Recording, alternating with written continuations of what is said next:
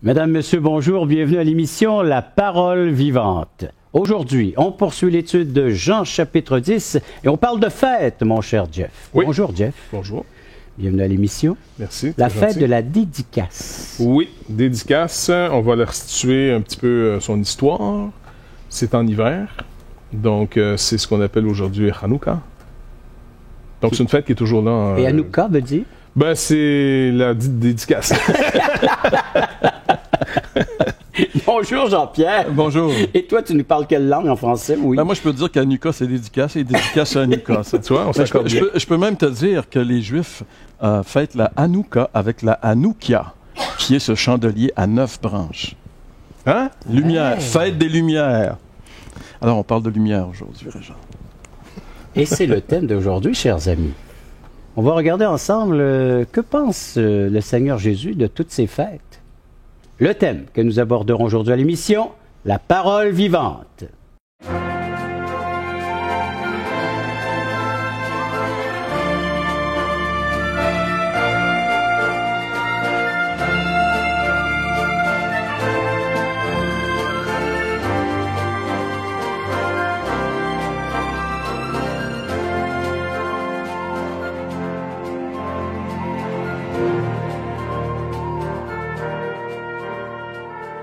Faisons la lecture sur laquelle l'enseignement sera basé aujourd'hui.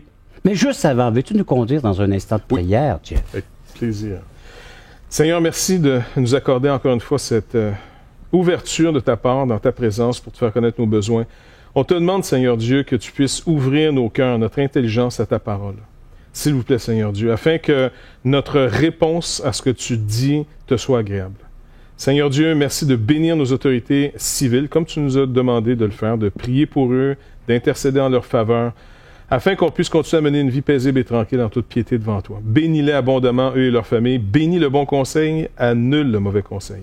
Et Seigneur Dieu, on veut continuer à te remettre les gens qui nous écoutent, qui passent par des moments difficiles. Non seulement que cette émission soit aussi un baume, que ce soit un encouragement, mais en plus, Seigneur Dieu, on prie pour que physiquement tu les touches. Je sais, Seigneur Dieu, que tu promets à la résurrection la résolution de tous nos problèmes, de toutes nos maladies. Mais entre-temps, durant le pèlerinage, est-ce que, encore une fois, tu peux accorder à certains d'entre nous cette guérison? Fait que merci d'avance, Père, au nom de Jésus. Amen. Amen. Merci, Jeff. La lecture d'aujourd'hui, Jean chapitre 10, on va commencer par le 22. On célébrait à Jérusalem la fête de la dédicace. C'était l'hiver. Jésus se promenait dans le temple sous le portique de Salomon. Les Juifs l'entourèrent et lui dirent « Jusqu'à quand tiendras-tu notre esprit en suspens? Si tu es le Christ, dis-le-nous franchement. » Et Jésus leur répondit « Je vous l'ai dit, et vous ne croyez pas. Les œuvres que je fais au nom de mon Père rendent témoignage de moi. Mais vous ne croyez pas, parce que vous n'êtes pas mes brebis. Mes brebis entendent ma voix, je les connais, et elles me suivent. Je leur donne la vie éternelle, elles ne périront jamais, et personne ne les ravira de ma main. Mon Père, qui me les a donnés, est plus grand que tous, et personne ne peut les ravir de la main de mon Père. Moi et le Père, nous sommes un. Et on verra un peu plus tard la réaction, encore une fois, des Juifs responsables, entre autres, du système religieux de son temps. Alors donc, Jésus aime participer aux fêtes. On le voit souvent arriver aux fêtes. Et cette fois, la fête qu'on ne voit pas dans l'Ancien Testament, la dédicace, elle vient d'où, cette fête? Elle vient... c'est un événement historique. Excuse-moi, je vois le Jeff là, qui me regarde en rien. C'est un événement historique. T'es timide, Jeff? Ah oui, dans la présence de Jeff, je suis très intimidé. Mon ami. Avec raison. Et il faut que j'arrête, là, je calme. Revenons à notre sujet. OK, remontons. Dispersons-nous. Alors, la fête de la dédicace, oui, c'était pas une fête qui était dans le Lévitique, par exemple, chapitre 23. On a les différentes fêtes de l'Éternel. Et ça, c'était une fête qui est arrivée parce que... Et quoi? Oui, c'est une fête. D'abord, on peut se réjouir, c'est une fête. Oui. Réjouissons-nous. Mais... Mais c'était pas drôle. Parce qu'il y a un gars qui s'appelle Antiochus Épiphane. Je sais pas si t'as déjà entendu parler. Le nom, oui, me dit quelque chose. J'ai déjà entendu, ces faux rires sont légendaires. Ah oui, on va les garder. Oui. Alors, c'était un Séleucide. Puis, à un moment donné, il faisait la guerre avec les Ptolémées aussi. Et entre les deux, il y avait Israël. Puis à un moment donné, ils ont fait la conquête d'Israël, mais c'était un homme qui a voulu helléniser, ça veut dire rendre un petit peu grec, parce que lui, il avait la culture grecque. Oui. Rendre grec un petit peu Jérusalem, qui était, bien sûr, on le sait, la capitale du judaïsme. Alors, il a profané le temple en y mettant, on dit, une statue de Zeus ou de César là-dedans, ou pas César, mais de Zeus. Et puis, à un moment donné, il y a même, l'histoire dit qu'il aurait offert même un porc en sacrifice. Et ça, c'était pour les Juifs vraiment l'abomination. Ouais. Et alors, devant cet homme-là, il y a eu un mouvement de révolte qui était mené par les Maccabées, qui sont des personnages assez célèbres. Il y a même des livres apocryphes qui s'appellent les livres des Maccabées. Alors, Judas Maccabée, entre autres, qui se serait révolté et qui finalement, en 165 avant Jésus-Christ, aurait réussi à purifier le temple et à purifier l'autel. Et à partir de ce moment-là, on avait fêté à chaque année, on se rappelait. C'était important pour les Juifs de se rappeler qu'à un moment donné, le temple a été purifié, et on appelait ça la dédicace, parce qu'on a redédicacé le temple à Dieu, à l'Éternel, et on fêtait cette fête-là continuellement. Et puis, le temps de la fête, comme la Bible le dit très bien ici, c'était au mois de décembre, fin décembre. Et comme on le disait un petit peu au début, les Juifs fêtent encore aujourd'hui cette fête-là, mais on l'appelle Hanouka. Et ça correspond souvent, c'est presque, ça coïncide presque avec le temps des fêtes, notre temps des fêtes, Noël, Noël. Oui. Et c'est pour ça que des gens appellent ça la Noël des Juifs, un peu très souvent, tu sais. Mais c'est une fête. Alors, mais ce qui est intéressant, c'est que Jésus, alors, parce que quand on voit Jésus aux fêtes, dans la plupart des évangiles, c'est ou bien la Pâque ou bien une autre fête qui était en relation avec les fêtes juives. Mais on le voit ici à une fête qui n'était pas dans l'Ancien Testament. Et ça laisse aussi, ça laisse entendre que Jésus était pas comme borné non plus pour dire, regarde, moi je fais juste ce qui est écrit dans le livre du Lévitique. Tu sais, je pense qu'il vivait la vie sociale. Ouais. Puis Jésus, arrive à cette fête, puis il va encore provoquer par ses paroles. Oui, mais ça va être intéressant parce que cette fois-ci, c'est les Juifs qui vont le provoquer. Oui. Il venait à la fête et puis il n'y avait pas nécessairement peut-être quelque chose de précis à dire, mais il va récupérer vu qu'ils vont le mettre finalement en situation. Souvent, la question nous est posée, nous, en tant que chrétiens, quoi faire de nos fêtes ou des fêtes païennes, des fêtes populaires? Bon, personnellement, je pense qu'il y a des gens qui, quelquefois, sont trop austères. Donc, quasiment, j'ai l'impression qu'il y a des chrétiens qui ont peur, pas juste des chrétiens. L'esprit religieux, souvent, on dirait, a peur de la joie. Bizarre à dire, oui. Mais on dirait que les gens ne savent pas gérer la joie. Et puis, dans ces fêtes, le Seigneur n'est pas nécessairement en réaction en disant « Non, c'est des fêtes religieuses, il faut les respecter, pas d'autres fêtes. » Il est là, il est à la fête sans problème. Il va même l'utiliser, parce que les fêtes, au fond, même qu'on a aujourd'hui, nous, dans nos cultures, c'est toujours pour nous rappeler quelque chose. Venant d'une culture chrétienne, on a beaucoup de fêtes qui viennent de la Bible. Noël, Pâques, puis même la Saint-Jean-Baptiste, c'était une fête religieuse au début. Oui, c'est vrai. T'as le patron du Québec. Voilà. À vous maintenant d'agir, de réagir à ces propos en nous faisant part par téléphone, en composant ce numéro, le suivant, 1-877-l'Espoir, 1-877-537-7647, ou via nos sites espoir.ca ou toutchrétien.com. Je tiens à vous préciser que c'est un service tout à fait gratuit. Vous pouvez nous faire part de vos commentaires, des questions à laquelle on va répondre dans les prochaines minutes dans le cadre de cette émission. Après la pause, on revient avec la fête de la dédicace. La vraie repentance, c'est de changer d'avis. Mais ça demande énormément de puissance. Et pourtant, ils avaient la lumière de l'Ancien Testament. Mais encore une fois, dans la lumière naturelle qu'ils ont, l'homme naturel ne reçoit pas les choses de l'esprit.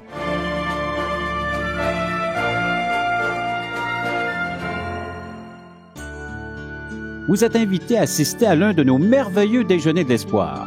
Un déjeuner causerie gratuit partout au Québec. Vous pourrez y entendre le témoignage de vie transformée par l'amour de Dieu. Pour connaître et savoir où ont lieu ces déjeuners, appelez-nous maintenant en composant le 1-877-l'Espoir. 1-877-537-7647. Ces déjeuners sont offerts gratuitement. Bienvenue à tous!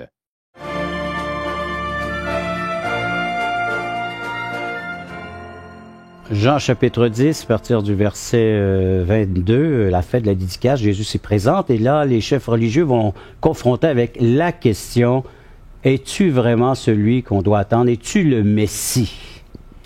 Oui, c'est ça. Et puis, ils trahissent en même temps. Ils trahissent. Ils vont rendre manifeste leur conception du Christ ou du Messie pour eux. Si on reste un peu dans l'idée du bon berger, parce qu'il reprend, Jean nous ramène un peu dans le discours en disant, parce que Jésus va parler, là, en disant, si t'es le Christ, les Juifs vont lui demander, arrête de nous garder en suspens, là, puis dis-le clairement, ouvertement. Et il semble leur dire, écoutez les gars, je vous le dis depuis le début, vous ne croyez pas. Donc, il dit pas non à ce qu'ils viennent de dire. Là, il va par contre les amener sur un terrain où ils ne sont pas. Parce que, n'oubliez pas, ils veulent tous amener Jésus pour régler le problème de la condition humaine. Jésus s'en vient récupérer la condition humaine pour... Ça, c'est leur conception d'un Messie. D'un Messie. Manger, boire, guérir les maladies. De nos ennemis. Nos ennemis, les Romains vont être renversés, établir le règne en Israël. Et là, ça ne sera plus les Romains qui vont mener sur la planète, ça va être nous autres. Mais tant que la nature humaine n'est pas changée, t'as beau changer la condition humaine, le jardin d'Éden est fermé. Même si on pouvait y retourner, c'est-à-dire on amènerait la mort dans ce jardin, car c'est nous, on l'a en nous maintenant. C'est pour ça que l'accès a été interdit. C'est interdit. Dès que Adam et Ève ont péché, ils ont fermé l'accès. Dieu a fermé lui-même l'accès. Et c'est normal qu'on veuille toujours améliorer notre condition. Tout à fait normal, c'est sain même. Par contre, si on le fait en pensant que ça va régler le problème de la vie. Dernièrement, j'ai écouté une entrevue sur quelqu'un, ça c'est, on peut voir ça sur Internet, c'est TED, T-E-D. TED Paris, il y en a un aux États-Unis. Ils prennent les meilleures idées en ce moment au monde.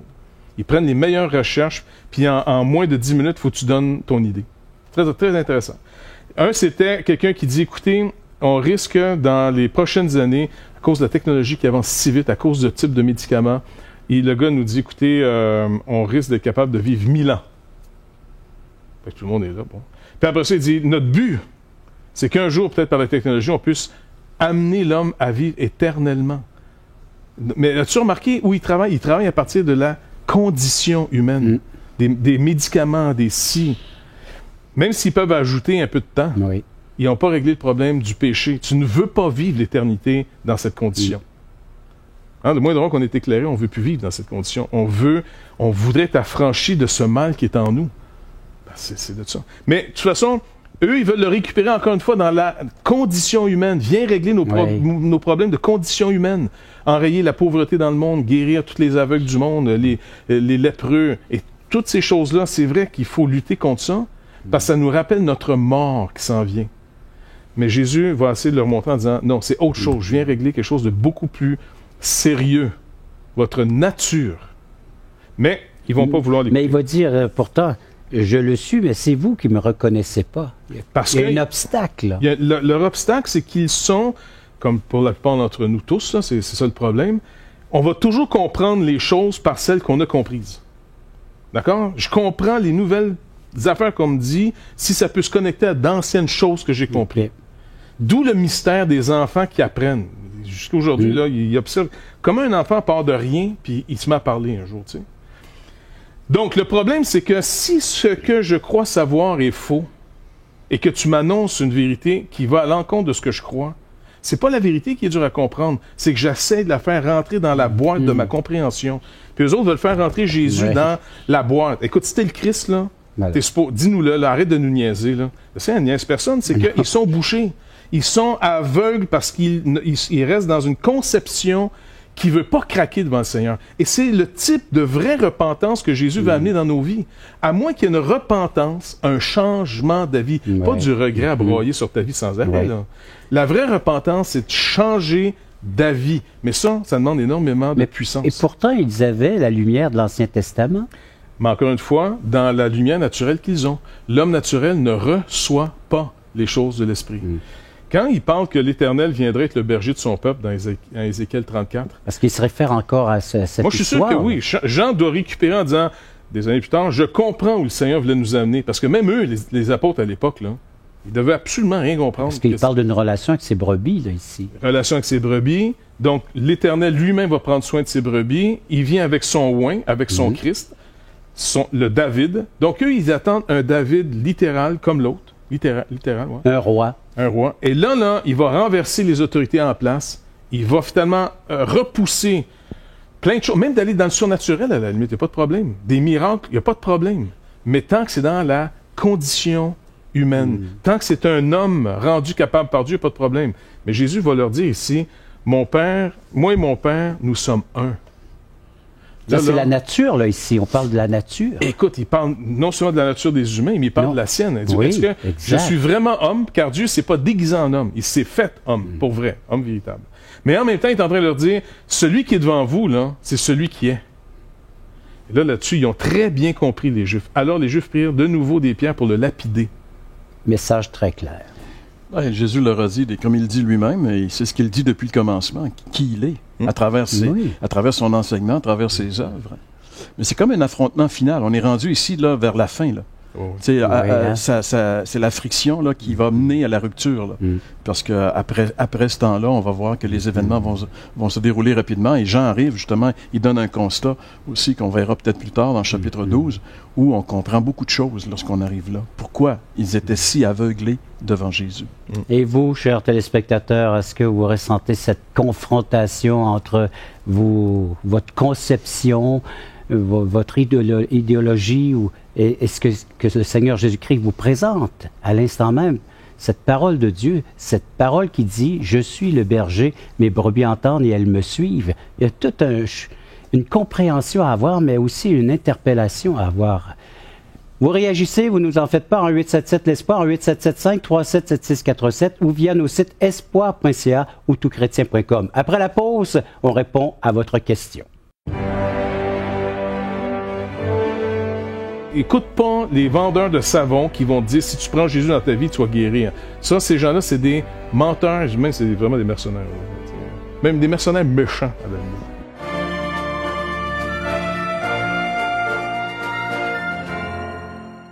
Nous vous invitons à nous contacter pour recevoir gratuitement de la littérature. Vous recevrez le Nouveau Testament, une portion des Écritures relatant la vie de Jésus, ainsi que l'Évangile de Jean qui parle de comment connaître Jésus et sa merveilleuse promesse. Un tract, Aujourd'hui l'espoir, c'est Jésus seul. Et finalement, un livre de relations d'aide sur la Bible de June Hunt qui nous parle que la Bible est la source suprême de la révélation du sens de la vie. Alors n'hésitez pas à appeler, c'est gratuit.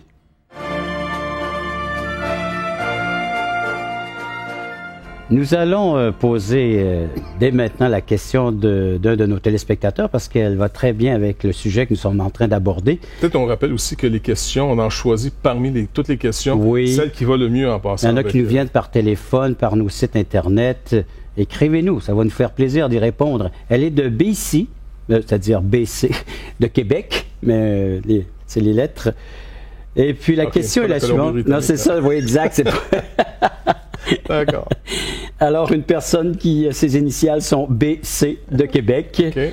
Pourquoi tout fonctionne-t-il si mal sur notre planète? Alors, on veut encore changer les conditions ici. Eh oui, c'est normal. Parce que c'est la première chose qui nous frappe dans notre conscience en disant pourquoi ça va si mal?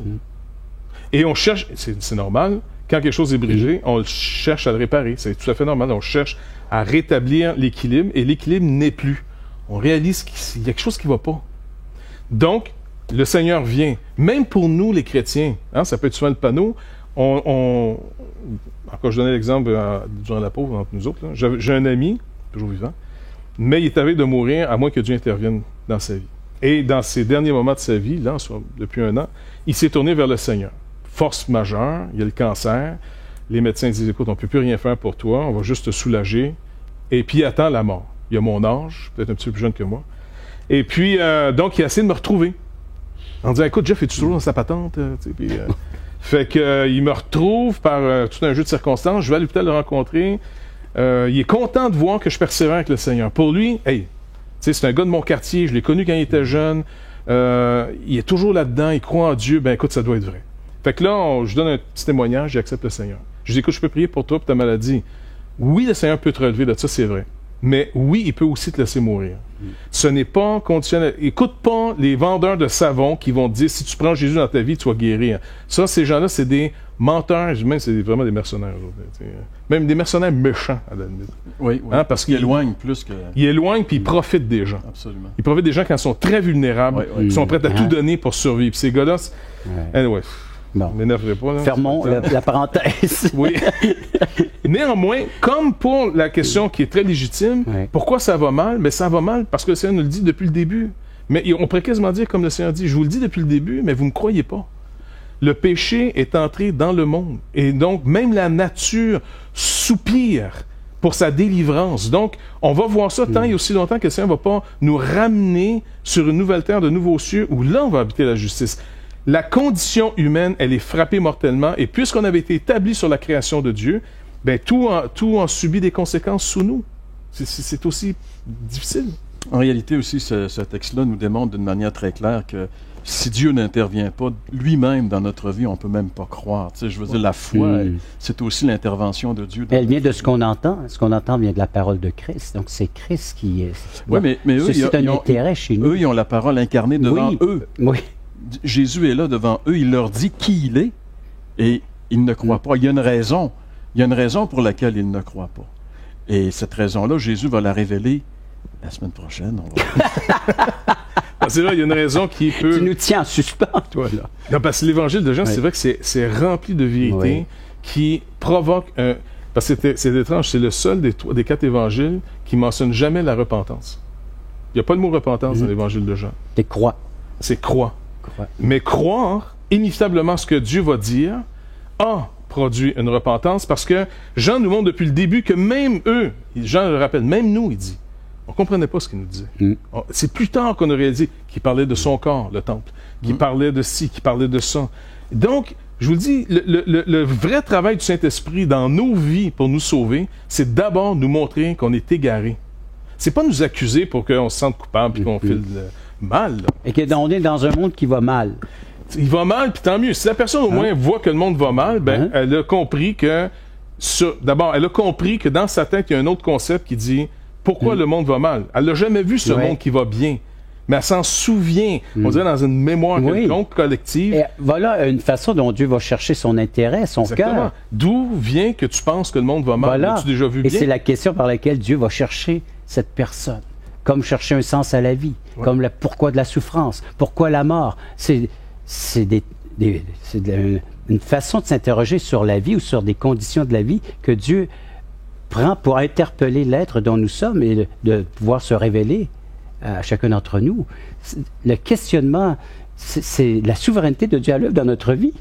Il provoque l'éternité, des questions sur l'éternité, en veux-tu, en voilà, puis des livres. Pourquoi tout ce soulèvement afin que Dieu puisse à l'œuvre, voir Dieu à l'œuvre dans nos vies? Je pense que c'était C.S. Lewis qui, à un moment donné, qui était un athée convaincu, mais qui se posait la question pourquoi il était un athée, pourquoi il ne croyait pas. Qu'est-ce qui fait qu'il ne croyait pas? Tu sais, puis à un moment donné, ça l'a amené justement à la croyance, à réaliser que c'était vrai. Tu sais. Et vous en êtes rendu où? S'ils se posaient cette question-là, c'est parce qu'il y avait autre chose. Ouais, je vais m'adresser à eux maintenant. Okay. On va leur laisser. Tu nous aimes plus? Excuse-nous, je vous aime, mais eux aussi ont une place dans cette émission. C'est vrai. Ah!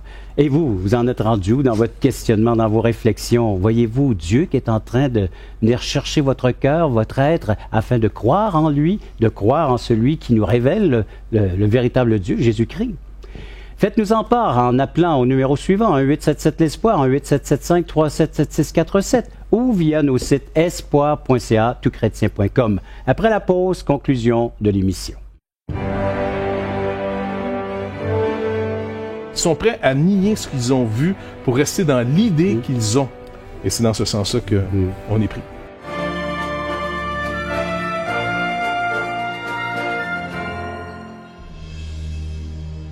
Et je pense que toutchrétien.tv va être une ouverture, un outil qui va nous dépasser. Et tous les espoirs sont permis. Toutchrétien.com est donc là pour rester et grandir. Ce grand portail constitue en lui-même une plateforme unique d'études et d'échanges entre les chrétiens du Canada francophone et de la francophonie tout entière. Toutchrétien.com, un vecteur d'évangélisation unique au service de l'Église de Jésus-Christ. Pour les gens qui ont envie de vivre une relation avec Jésus-Christ, je crois que là, ils vont trouver quelque chose qui ressemble à leur temps et qui répond à des besoins de tous les membres de leur famille.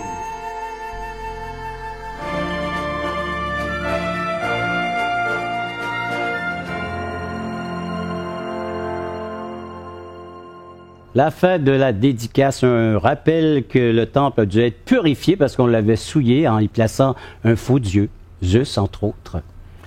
Et aussi le culte des empereurs, les hommes se proclamant des dieux. Et à cette fête, entre autres, Jean nous place le contexte de la discussion aussi. Es-tu le Christ? Es-tu un oint de Dieu? Es-tu un de ses libérateurs encore? Parce qu'on parle de libérateur ici. Oui. Épiphane, il se prenait, en tout cas, Épiphane, il se prenait pour un dieu. Il se prenait pour un libérateur. Même il y en a un de ses descendants qui s'est appelé même Soter, le sauveur. Donc, c'était vraiment des gars qui se prenaient très au sérieux, les empereurs romains. Et malheureusement, j'ai l'impression que nos États, s'éloignant de Dieu, inévitablement s'approchent d'eux-mêmes. Je suis l'homme et l'homme décidera pour l'homme. C'est l'humanisme. L'humanisme. Donc ici, Jésus est provoqué en disant, est-ce que c'est toi le oint? C'est toi le Christ qu'on doit attendre? Il dit, je vous le dis depuis le début, vous n'écoutez pas. Et là, il va dire, écoutez, moi et mon Père, on est un. Là, ils ont compris, ils ont voulu lapider. Un blasphème. C'est un blasphème. Mais si Jésus avait été aussi fou que les autres, parce qu'il y en a toujours, ils vont le toujours traiter de fou, là. Oui, oui. Puis avec raison, il y en a toujours des qui se prennent pour... pour Jésus, pour Dieu. Mais là, ici, le Seigneur dit, OK, parfait.